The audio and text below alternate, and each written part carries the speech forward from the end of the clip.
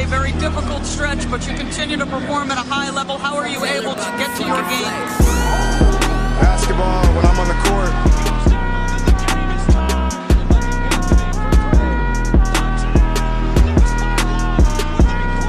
Rebecca, in the future, when you interview me, can you please take off your damn heels? He said, I'll present you, provided you let me wear your heels. We'll save that for later.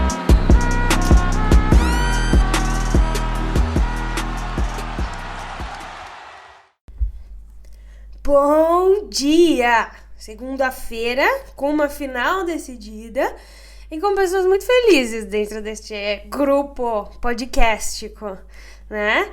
Temos aí decidida a final da NBA da temporada 2021-2022, Golden State Warriors e Boston Celtics.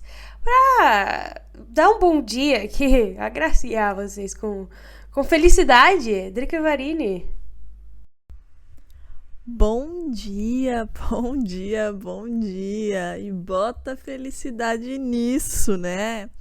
Eu estou assim em êxtase ainda. Eu acho que não caiu muito que bem ainda a ficha. Depois de um domingo complicado, eu diria. Passei por maus bocados, entendeu? Nervosismo, dor no estômago, ânsia de vômito, tremedeira. Tudo que vocês possam imaginar aconteceu comigo. Mas deu tudo certo no fim das contas. Temos aí Boston Celtics na final da NBA, depois de longos, né, sonoros aí, 12 anos. Deu tudo certo, né? O bem venceu, eu diria. Não, nada contra o Miami Heat, né? Mas precisávamos estar lá. Pois é, né? Pois é, a gente tem aí finalmente o Boston Celtics voltando a uma final da NBA, depois de bater na trave aí nos últimos, não nos últimos, literalmente, né, 4 anos, mas bateu na trave em 4 vezes aí nos últimos 12. A última vez em que Boston Celtics esteve presente na final foi em 2010, quando inclusive foi para a final Boston Celtics e Los Angeles Lakers, e o Lakers saiu vitorioso. Bom, vamos falar primeiro do jogo de ontem, né? Que foi um jogo muito interessante. Existiu a emoção ali no final, que foi o que a gente pediu, mas o Boston Celtics dominou do começo ao fim. De fato, no final foi aquela coisa pra gente ficar um pouco mais entretido, né? Mas o Miami nunca teve a liderança, nem no começo. O Boston Celtics fez a primeira cesta e terminou vencendo da forma como começou. Um jogo impecável do começo ao fim, se a gente olha para essa parte do placar, né? Mas o Celtics teve uma liderança de 17 pontos ao longo da partida, especialmente ali no segundo quarto, em que o Jaylen Brown jogou muito bem.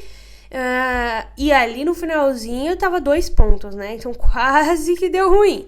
Mas fato é, o Celtics chegou para fechar o jogo 7. Não deu ao Miami nenhuma possibilidade. O Miami que, inclusive, tudo que deu certo nas outras séries, até mesmo na temporada, começou a dar muito errado nessa série, né?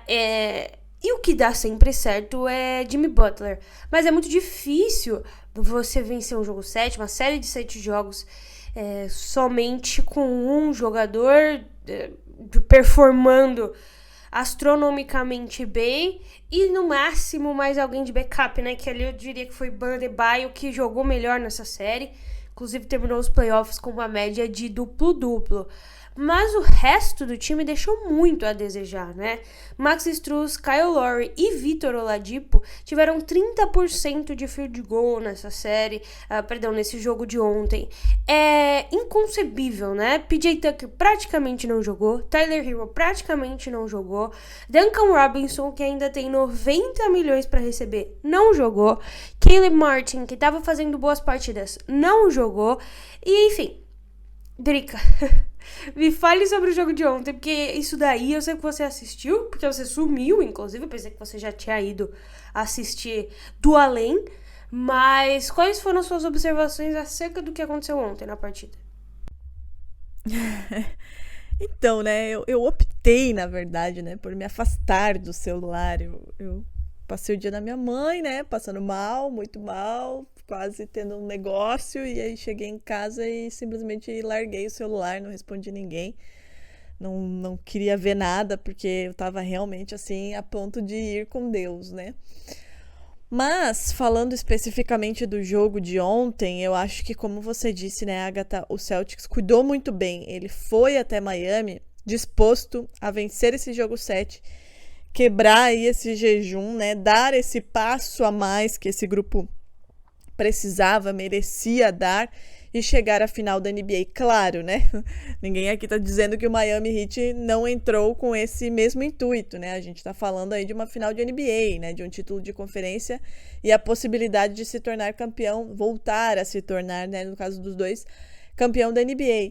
Mas eu acho que o Celtics, ele entendeu o que ele precisava fazer para vencer. Embora tenha feito com um pouco mais de consistência, né, e efetividade em parte do jogo. Depois do jogo 6, perguntaram, né, pro Tatum como é que ele estava se sentindo com relação ao jogo 7. E ele falou algo eu não lembro exatamente as palavras, mas era confiança de 1 a 10, com certeza 10.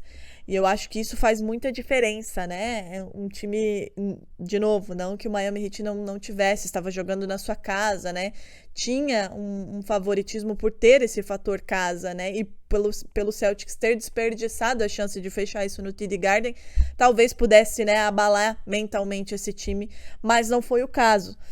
O Celtics entrou muito bem, começou muito bem, construiu uma vantagem já no primeiro quarto, né? Só no primeiro quarto foram 13 pontos de fast break e ali o Celtics já abriu, né, uma vantagem jogando dentro batendo para dentro do ar, né? Batendo para dentro do garrafão. Foi assim que o Celtics começou a construir a sua vantagem, né? Tanto é que quando começou a tentar arremessar mais da linha de 3, a vantagem ela diminuía, mas em nenhum momento o Celtics perdeu o controle do jogo.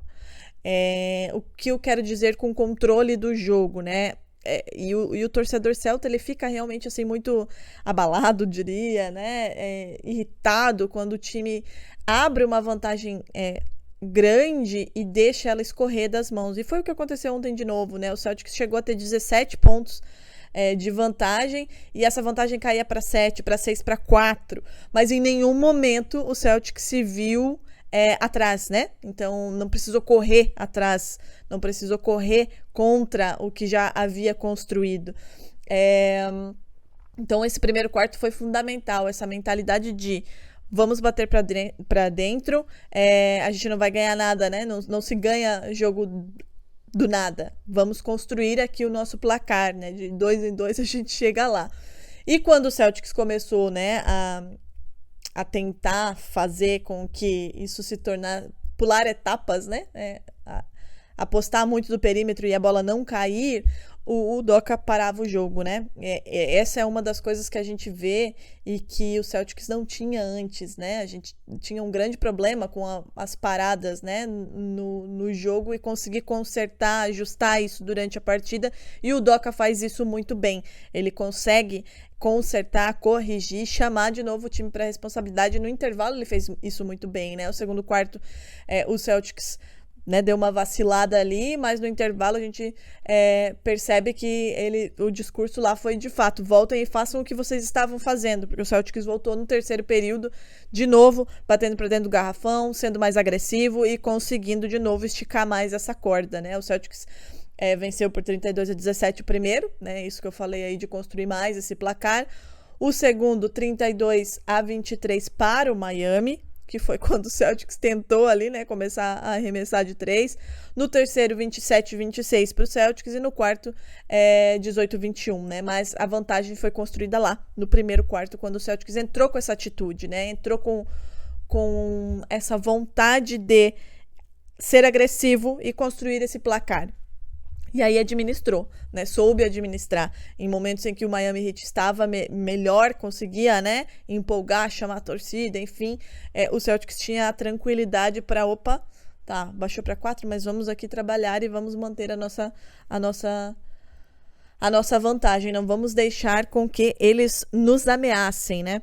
E depois do jogo 6, aliás, nem depois do jogo 6, durante essa série ali, naquele jogo tenebroso que a gente teve, o Doka falou, né, que a chave para essa série seriam os rebotes ofensivos e cuidar bem da bola, né, não cometer tantos turnovers. E foi o que o Celtics fez ontem também, cuidou muito melhor da bola.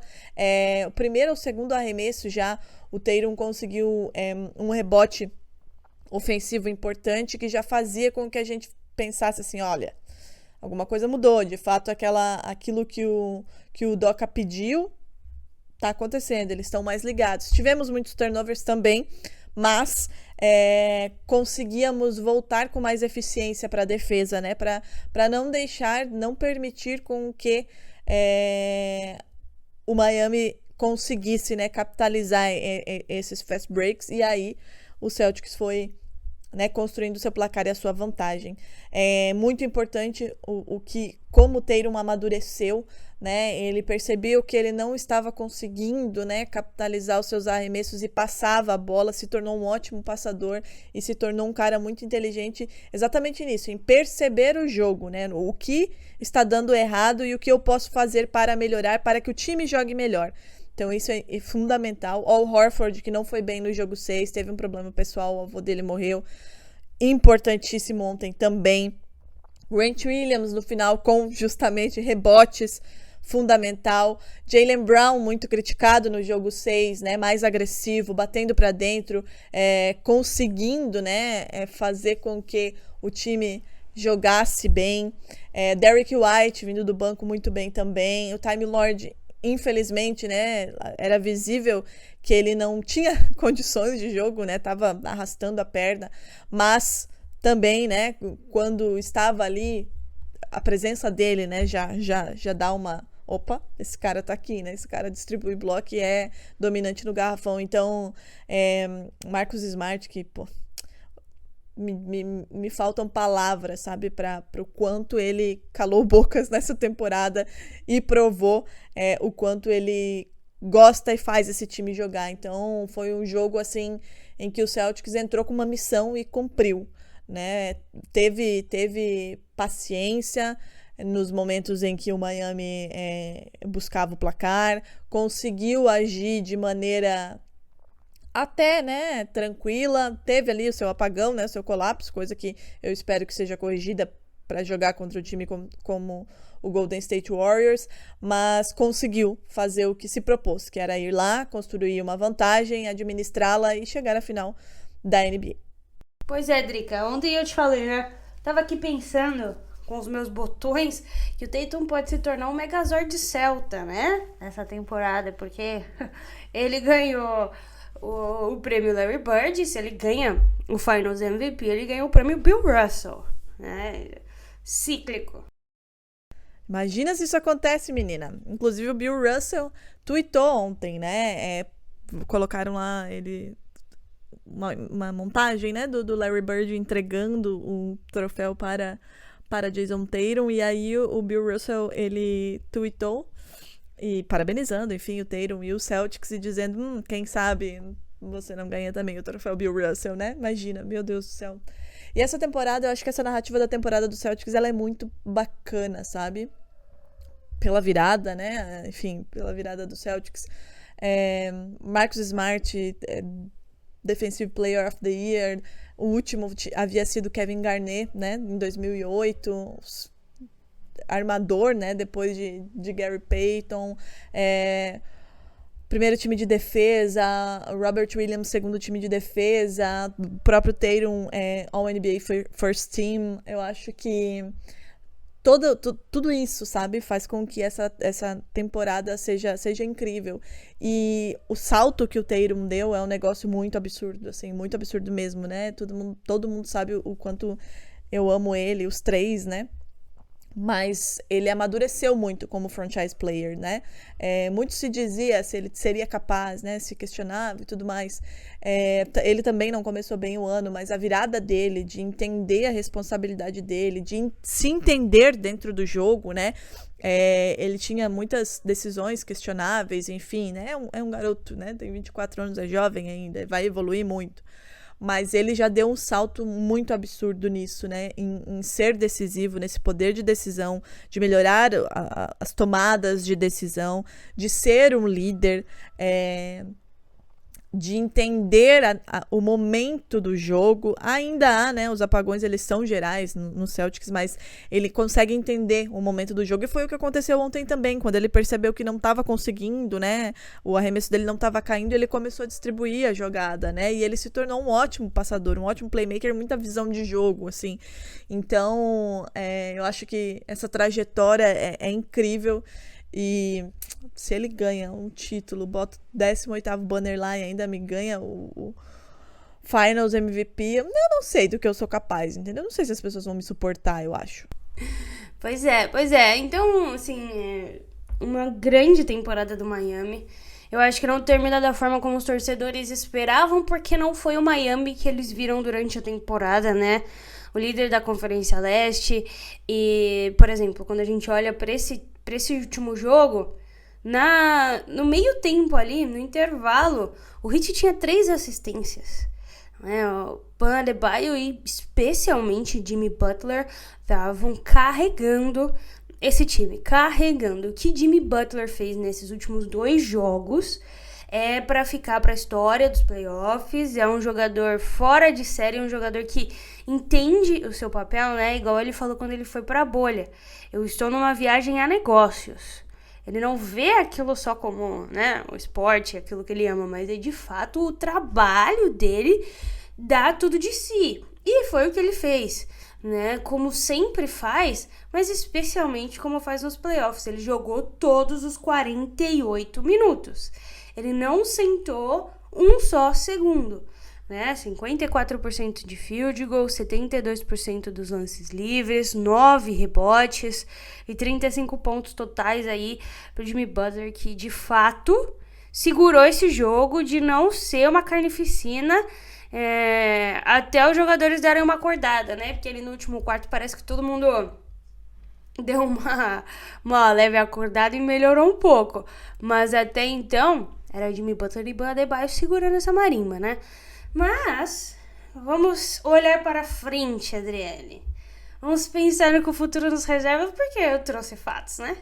Como sempre aí, é importante a gente estabelecer algumas coisas. Primeira coisa, você já falou, é o que eu queria falar também. A gente deve um grande pedido de desculpas a Emil Udoka. Quem ouviu o nosso episódio do Boston Celtics, a gente proferiu duras palavras.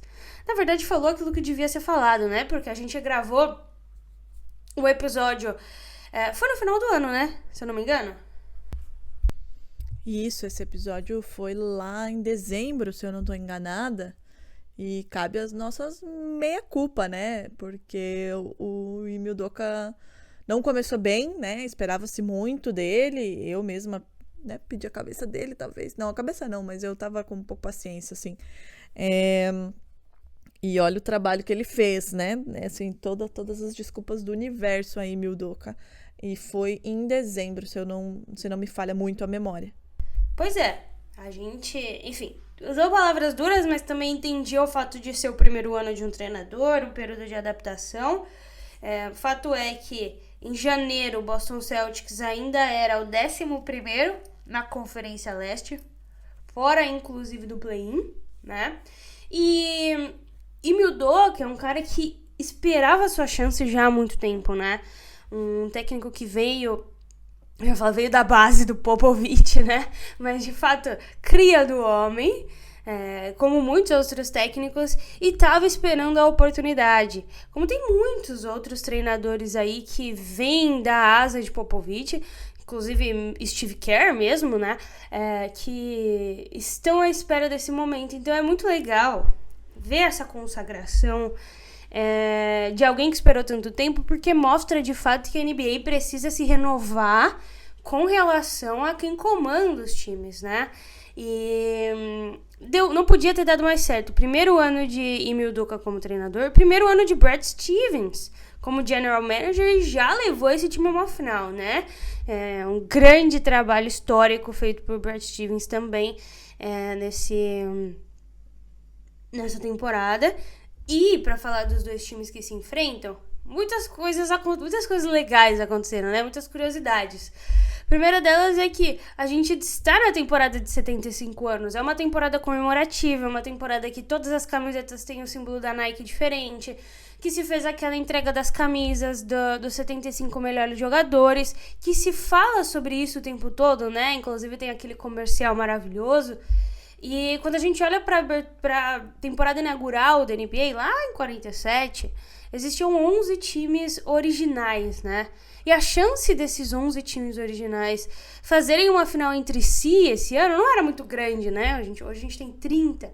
Podia dar qualquer coisa. Se não entrasse um dos dois ali, desses times que estavam na final, já não aconteceria, por exemplo. Mas fato é que Boston Celtics e Golden State Warriors, na época Philadelphia Warriors, são times originais. Então a gente vai ter uma temporada de 75 anos sendo fechada com times originais, né? Muito cíclico. E pra se ter uma ideia, última vez que Golden State Warriors e Boston Celtics se enfrentaram, quem tava na quadra era Bill Russell e o Chamberlain, tá? Então faz assim, um tempinho já, com relação aí a esse confronto que é mais legal ainda, né? Times muito históricos se enfrentando novamente nessa final. Outras coisas legais de final. O Horford vai fazer sua primeira final depois de 141 jogos de playoffs, né? Era o recorde da história da NBA, o jogador com mais número de playoffs sem ter ido pra final. Finalmente aconteceu. Né? E Drica, outro fato, Jason Tatum é o último NBA First Team, All NBA First Team a estar nos playoffs. Luka eliminado, Booker eliminado, Giannis eliminado, Jokic eliminado, Jason Tatum finalista. Ele conseguiu, Drake, ele chegou, né? E o Boston Celtics é o primeiro time desde o Philadelphia, lá dos anos 2000, a ganhar 2 jogos 7 seguidos e ir pra final. Também não é um trabalho muito fácil.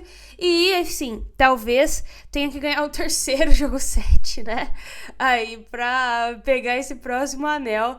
Mas fato é que a dupla JJ performa muito bem em jogos 7, né? Jason Tatum tá com 4 vitórias e 1 derrota. E Jaylen Brown tá com 5 vitórias e 1 derrota. Esse time que agora vai pegar um Golden State Warriors, que, enfim, a gente já sabe tudo que o Warriors é capaz, a gente já falou, mas tem alguns pontos chaves nesse matchup que é importante a gente mencionar.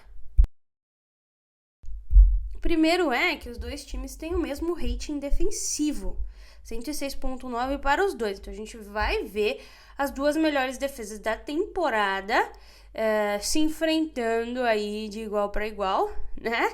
E apesar de que, pra mim, eu acho que pra todo mundo, né, é um consenso geral, Boston Celtics teve um caminho muito mais difícil do que teve o Golden State Warriors. Isso é um fator que pode ser bom ou pode ser ruim, né? É um time que chega mais cansado, mas é um time que chega já acostumado a pegar times barra pesada. Não tem como. Boston Celtics passou por Brooklyn Nets, passou por Bucks e passou por Heat. O caminho do Warriors foi muito mais tranquilo, né? Não há o que se dizer. Com exceção do Memphis Grizzlies, que era o segundo colocado, pegou um Nuggets destroçado e pegou o time de um homem só, né? Dallas Mavericks, pra chegar aí nessa final. Então, tem esses dois fatores. Ou vai ser muito bom, porque é um time que está acostumado, né? Que já está nessa toada de ter confrontos muito duros, ou vai ser um problema, porque é um time que está fisicamente mais cansado, né? Mas, enfim, pontos chaves, Drica. O primeiro deles é como que o Stephen Curry vai se sair jogando contra Marcus Smart, né? Marcus Smart é o jogador do ano, ele é o defensor do ano, na realidade, né? Inclusive, teve aquela questão em março, quando o Smart caiu sobre o pé dele e o Curry se machucou, né? Enfim, teve todo aquele grande burburinho. Mas você acredita que a defesa do Celtics consegue segurar esse jogo rápido de transição? Até porque o Celtics não pegou um time com múltiplas estrelas, né? Com exceção ali talvez do Nets, que tinha um KD e um Kyrie. Quando a gente olha pro Bucks, o Chris Middleton tava machucado. E quando a gente olha pro Heat, praticamente era só Jimmy Butler. Como você acha que o Celtics vai se comportar tendo que trabalhar múltiplas defesas, né? Porque não é só o Curry. Tem o Klay Thompson, tem o próprio Jordan Poole se performar, tem o Draymond Green, que é muito bom passador. Você acredita que existe uma possibilidade, mesmo com o Time Lord ainda não sendo 100%, dessa defesa encaixar? Cara, vai ser uma dureza, né? Porque a gente tem aí duas ótimas defesas, né? Marcus Smart de um lado, Draymond Green do outro, como os alicerces defensivos das duas equipes. Mas respondendo a tua pergunta, se eu acho que o Celtics vai conseguir, eu acho que sim. E eu não tô dizendo aqui parar, eu tô dizendo minimizar os danos, né? Porque não existe esse lance de parar alguém, ou um cara como o Stephen Curry, por exemplo. E não foi o que o Celtics fez com o KD, com Giannis Antetokounmpo, com Jimmy Butler. Ele apenas minimizou os estragos, né? E fortaleceu o seu ataque para conseguir chegar até aqui. E aí, com relação a isso, eu digo que sim, porque não é só Marcus Smart, né? Embora o Marcus Smart seja, de novo, o alicerce defensivo, o cara, desde que ele chegou ao Celtics, né, a base defensiva desse time, o Celtics é a melhor defesa da NBA, né? Agora dividindo aí o net rating com o Warriors, não só por causa dele, né? Ele conseguiu, e eu atribuo, assim, muito a ele a evolução defensiva desse time, e a Udoka também, obviamente, que já tem essa característica, já chegou com essa característica, inclusive, a evolução defensiva desse time, né? Porque hoje, absolutamente todos os jogadores do Celtics conseguem marcar, conseguem atrapalhar, né? Conseguem contestar arremessos. Jaylen Brown, muito bem defensivamente. Jason Tatum, uma absurda evolução dele defensiva. O próprio Peyton Pritchard, apesar do tamanho. Derrick White, extremamente importante defensivamente. Grant Williams. Al Horford, que pra mim tá fazendo assim um playoffs absurdo. Time Lord, que apesar de, temos que saber aí como é que vai ficar as condições, né, do joelho dele, é extremamente dominante dentro do garrafão. Então, assim, todos os jogadores do Celtics, eles conseguem fazer o seu papel defensivo muito bem. Não fosse isso, o Celtics não teria essa defesa que teve durante esse ano de 2022. Como você disse, né, o Celtics não enfrentou times com múltiplas estrelas, mas o Warriors também não. Assim como o Celtics vai ter que se preocupar em defender inúmeras posições e possibilidades, né, de ataque, o Warriors também vai ter essa preocupação.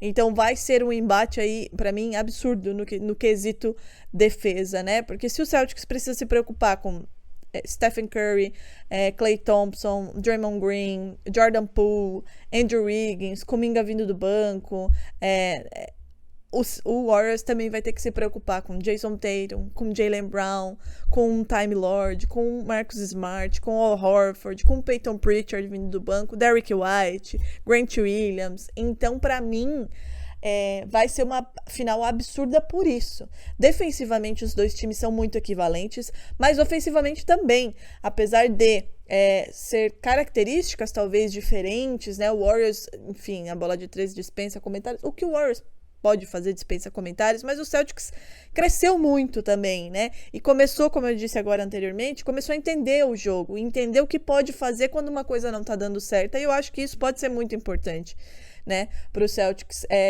conseguir aí, né, superar esse desafio que pra mim é um absurdo, né? O que o Warriors fez, o que o Warriors faz, pra mim, eu disse esses dias, é um time histórico, independente se goste ou não goste, né, da maneira como eles jogam, da maneira como transformaram o jogo, é um time histórico. É um absurdo o que eles estão fazendo aí na última década. Vai ser muito difícil, mas vai ser difícil para os dois lados, sabe? E aí vem também os ajustes dos técnicos, um monstro como Steve Kerr, um técnico aspas, novato, mas que tá fazendo um trabalho absurdo como o Ime Udoka. Então, eu acho que sim, o Celtics é capaz, sabe? Alguém comentou no Twitter, né, que por que o Celtics não está dobrando no Jimmy Butler depois que o Butler fez aquele absurdo de jogo 6 e também ontem, né?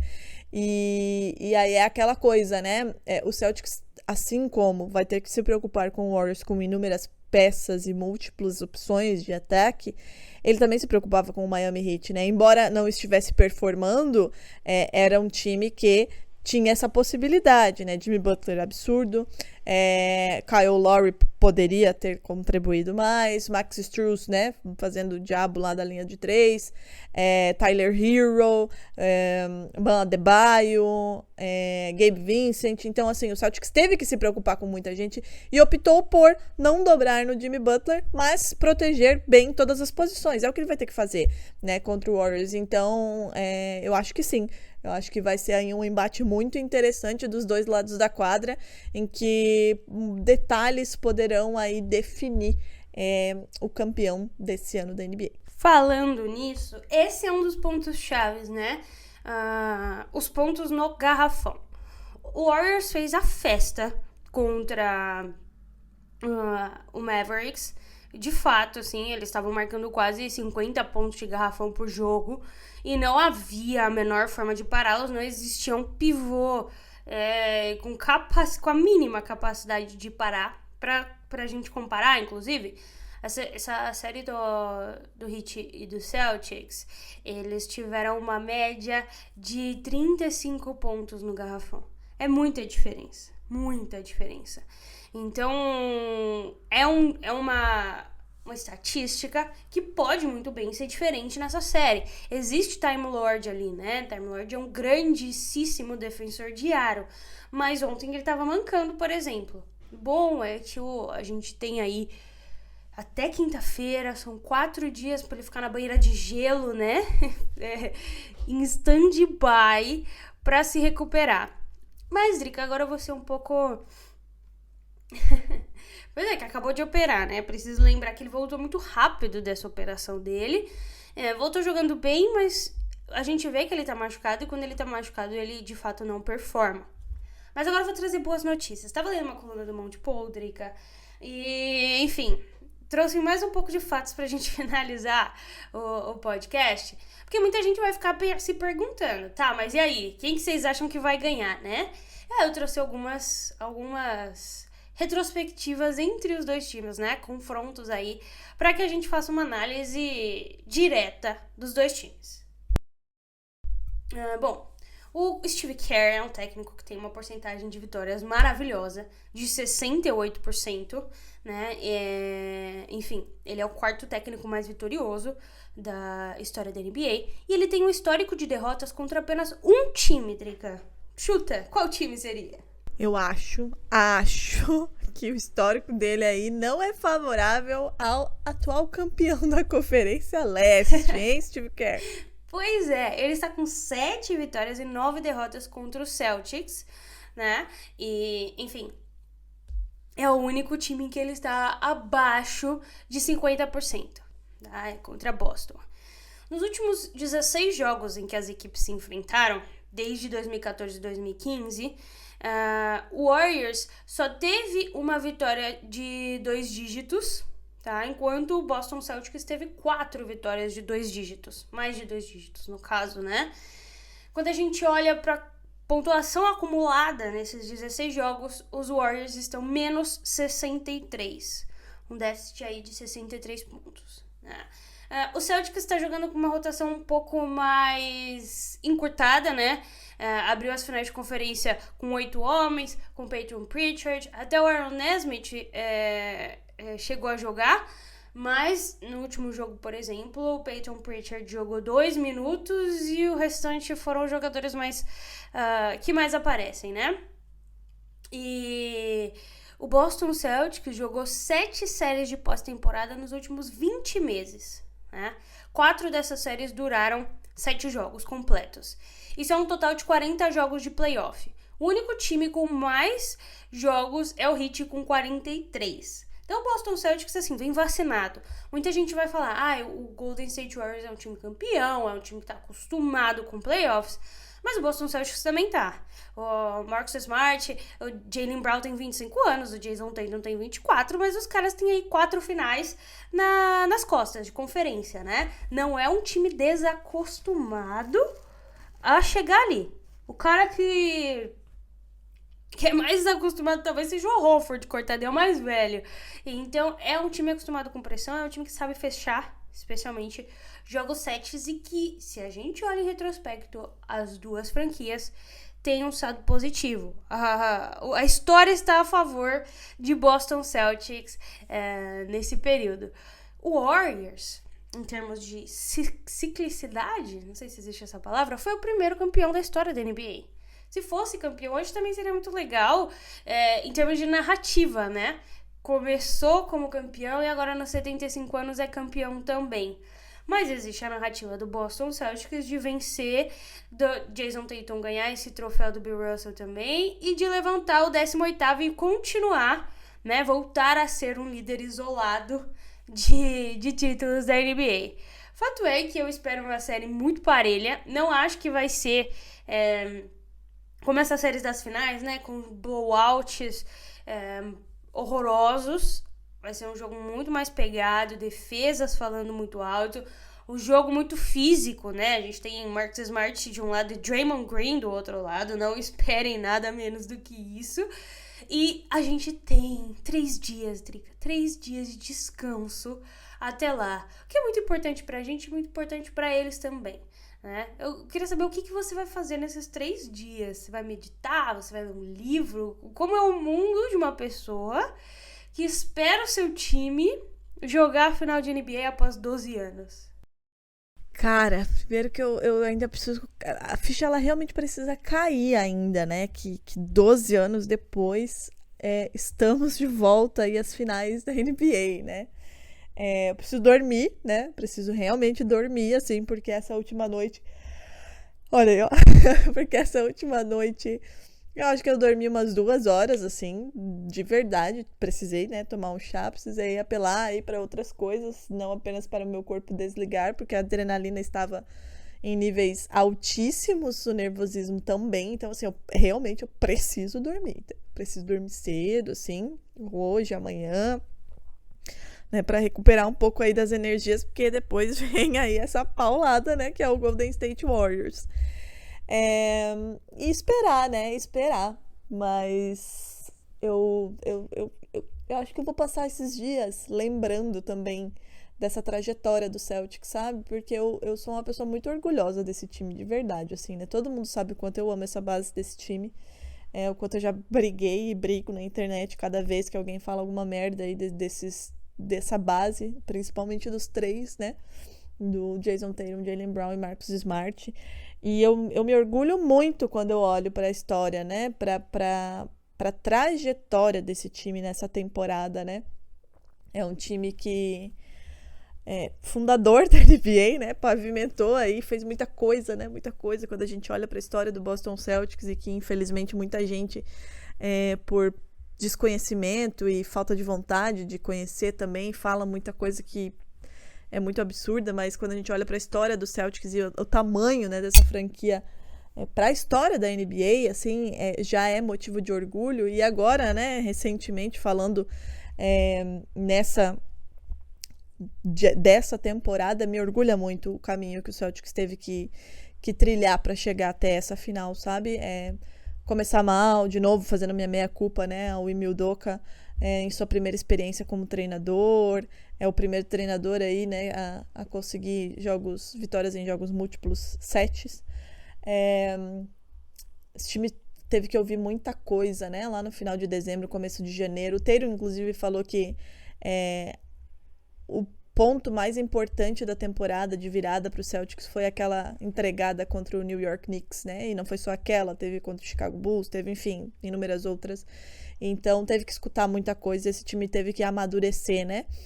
Vem aí em finais constantes de conferência, muita gente dizendo que os dois não poderiam jogar juntos, inclusive o Tatum fala isso quando abraça o Brown ainda dentro da quadra depois do jogo de ontem, né? Eles diziam que a gente não podia jogar junto, algo assim. Marcus Smart, né, sendo muito questionado, muita gente falava que ele jamais conseguiria ser o armador primário, não só foi como fez esse time jogar e ainda venceu o prêmio de defensor do ano, tudo isso nessa temporada. Então eu me orgulho muito da trajetória do Celtics. Eu acho que eu vou passar esses dias aí descansando, né, e me lembrando, porque independente do que acontecer agora, independente, assim, o Warriors é um time gigante, histórico, como eu já falei, e o Celtics também, esse time é muito grande, esse grupo é muito grande. Então, independente do que acontecer agora, eu estou e sou muito orgulhosa desses meninos. Vou usar aí esses dias pra dar uma dormida, dar uma descansada, trabalhar, né, que é uma coisa que eu faço com alguma frequência, e esperar aí o início dessa nova trajetória, desse novo passo aí do Boston Celtics. E, inclusive, eu já deixo aqui um convite, né? Porque vai ser difícil, vai ser muito difícil, né? Essa decisão. Eu sou uma pessoa meio passional assistindo o jogo, né? Então talvez seja assustador. Mas também pode ser um entretenimento para algumas pessoas, né? Então já deixo o convite que quem quiser ver o NBA das Minas, né, exceto a Agatha Máximo, que está do outro lado do oceano, estaremos na NBA House no dia 10 de junho, jogo 4, né, dia do jogo 4, que eu espero não seja um jogo decisivo, né, não seja o Celtic sendo varrido, Deus me livre, acho que não, né, mas enfim, a gente vai estar por lá para conhecer a galera, né, eu não conheço ninguém pessoalmente, né, vivo aqui no sul do mundo e proporcionando entretenimento, né, para os demais. Pois é, né? Eu queria muito estar nessa NBA House pra assistir a Adriele Varini vendo o jogo de Boston Celtics, jogo 4, né? Que pode ser um jogo decisivo caso haja uma loucura acontecendo. Mas enfim, fizemos um episódio um pouco maior hoje, né? Porque a gente vai ficar sumida aí até quinta-feira, sexta-feira no caso. Eu espero que vocês tenham gostado. Vou deixar aqui uma enquete para vocês votarem quem vocês acham que ganham essa série. E a gente volta com as apostas da KTO assim que as finais começarem. Vai ter NBA House. Agora começa, né? O maior evento da Terra. Não tem como não ser incrível. Vai ser maravilhoso. Independente de quem ganhe. É óbvio que a Drica está toda bostuda, né? Eu estou um pouco bostuda também. Mas é um time... Porque a gente nutre muito carinho, né, Drica? Acima de tudo, Warriors. É um time que a gente gosta. Que a gente vem apostando faz uns anos aí, né? Inclusive nos nossos palpites. Então, eu acho que você tá feliz de ver essa final, né? A senhora está muito bostuda, né? Porque eu vi lá, né, um tweet desejando... Aliás, falando de amor a Marcus Smart. Realmente não tem como não amar esse homem. Meu Deus, não tem como. Eu gosto do Warriors, adoro o Stephen Curry, né, gosto ainda mais quando não é contra o meu time, mas infelizmente agora não tem pra onde correr.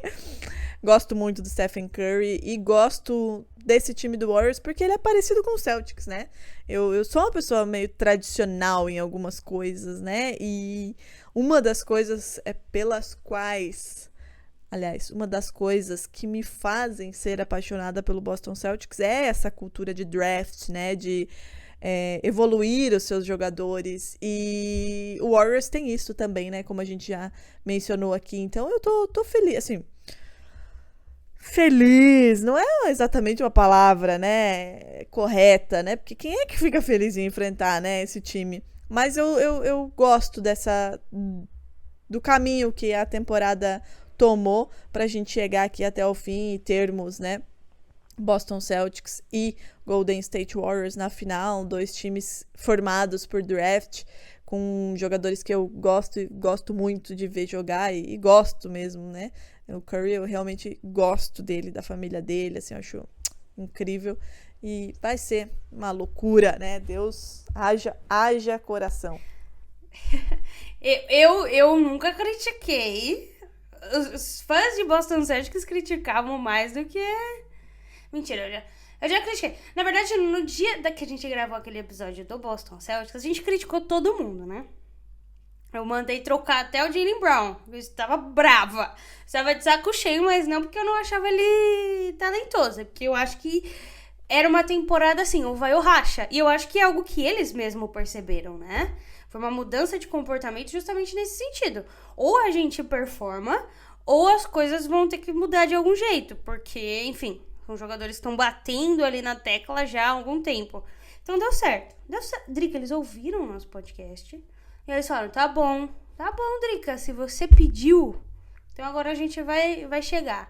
E chegaram, né? Chegaram numa temporada em que, enfim, eu ia falar que seus maiores rivais nem para os playoffs foram, mas eu vou deixar isso de lado, que não é o assunto do podcast, né? Querida, você pode deixar de lado, mas eu não deixo essa oportunidade escapar jamais. Cara, assim, o gosto, né, de ver o seu time virando a chave, se transformando nisso que se transformou o Boston Celtics é maravilhoso. Chegar à final da NBA depois de 12 anos, meu Deus, não há palavras. Agora, ver isso tudo, ver o seu time da maneira que está jogando, né, sendo reconhecido da maneira que foi, né, Defensive Player of the Year, First e Second Team Defensive Team, All-NBA First Team, MVP da final, primeiro MVP, né, da final da conferência, enfim, tudo isso, assim, todo esse cenário. E ainda lembrar que o seu maior rival já está de férias há, 2 meses já, nem play-in pegou, depois daquele discurso todo de, nossa, somos favoritos. Cara, o gosto é bom, só digo isso. E esse final de semana, além do gosto ser muito bom, é uma coisa incrível, né? Eu tava na minha mãe, né, na minha irmã, domingo, ontem, almoçando. E aí minha irmã não acompanha, assim, basquete, né? Daí ela disse, e como é que tá? Aí a gente conversando do jogo, né? Porque eu estava nervosa, né? Minha mãe estava preocupada, que ia ter uma síncope aqui dentro de casa, sozinha, só eu e a Messi. E aí a minha irmã, como é que tá aquele time que eu gosto? Que time, amada? Ela, o Lakers. Eu, querida, o Lakers já está de férias há tempo, entendeu? Inclusive fez uma promessa audaciosa na mesa do almoço, na presença do meu afilhado, que é sagrada pra mim, se o Celtics for campeão da NBA. E não pode contar a promessa? Como assim? Não, mas você tem que fazer uma pública também, né? Que é pra reunir as forças do universo. É a tatuagem, não é? Exato. A gente já tinha conversado sobre isso, né? A gente já tinha falado em algum lugar, que agora eu não sei se a gente conversou no privado, se foi no Twitter, se foi em live, se foi... Não lembro, sei que a gente falou. E reitero aqui a promessa. Se o Boston Celtics conseguir esse 18º banner, a pele de Drica Evarini será tatuada com algo alusivo a esse time. Ainda não pensei no que exatamente, mas teremos tatuagem do Boston Celtics, me cobrem. É isso, a final ela vai passar toda na ESPN e no Star+, né? Além, obviamente, do League Pass. Os jogos da final começam no dia 2 e tem um intervalo de 3 dias, finalmente, né? Então, 2, 5, 8, 10, 13, 16 e 19, esses últimos 3, se necessários. Todos esses jogos vão ter evento na NBA House, então fiquem de olho, assim, a NBA House é uma baita experiência. Se você mora em São Paulo, se você consegue ir até São Paulo, vale muito a pena ir assistir um jogo por lá, porque você vai encontrar um monte de maluco, né, junto pra assistir, e vai conseguir encontrar muita gente também. Quem ouve podcast, quem gosta da galera que produz conteúdo, vai encontrar todo mundo por lá. A gente vai estar lá no dia 10, a gente e o NBA das Minas, né? Eu, infelizmente, não comparecerei. Mas 4 dias depois do dia 19, que no caso é o dia 23, temos também o draft da NBA. Então, assim, aí, ou seja, já vou começar a aumentar a ansiedade a partir de agora. Mas é isso, Drica. Algum recado final? Alguma coisa? Eu acho que só o meu recado final, paroquial, é pro torcedor celta desfrutar, né? A gente esperou 12 anos por isso.